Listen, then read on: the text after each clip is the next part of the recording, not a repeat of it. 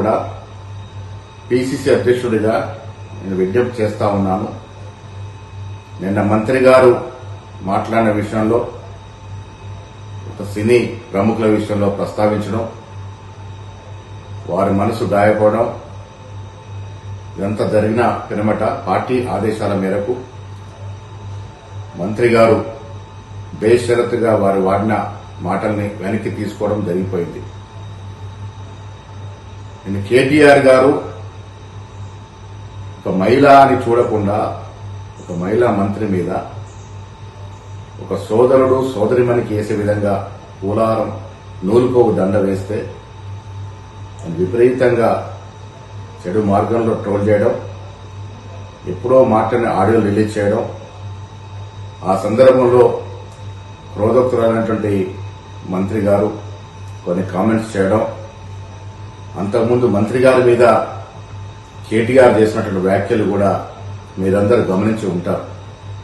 ఏది ఏమైనప్పటికీ ఎవరి మీద ఎవరు వ్యాఖ్యలు చేసినా, ఎవరు నొచ్చుకున్నా ఇది తెలంగాణ సమాజానికి మంచిది కాదనే ఉద్దేశంతో మంత్రి గారు బేషరతుగా ఆ వ్యాఖ్యల్ని ఉపసంహరించుకున్నటువంటి సందర్భం. ఆవిడ ట్వీట్లో పెట్టినారు,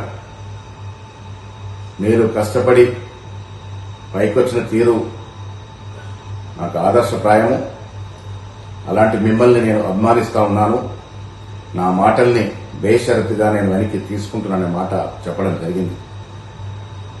ఇరువైపులో కూడా మహిళలే ఉన్నారు.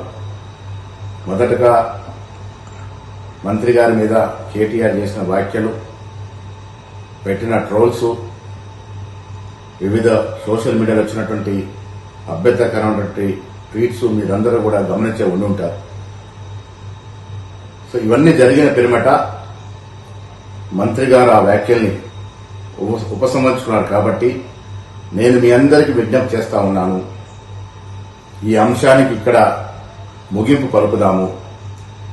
ఇంకా దీన్ని దూరం తీసుకెళ్తే ఇరువైపున మహిళలు కూడా నొచ్చుకొని బాధపడే అవకాశం ఉంది. కాబట్టి సినీ ప్రముఖులందరూ కూడా నేను విజ్ఞప్తి చేస్తా ఉన్నాను, ఈ అంశాన్ని ఇక్కడితో ముగింపు పలుకుదాము. భవిష్యత్తులో మా మంత్రులు గాని, కాంగ్రెస్ నాయకులు గాని, వివిధ పార్టీల ప్రతిపక్ష నాయకులు గాని ఎవరి మీద ఎవరు కూడా ఇలాంటి అభ్యంతరకరమైనటువంటి వ్యాఖ్యలు చేయకూడదని విన్నవిస్తా ఉన్నాను.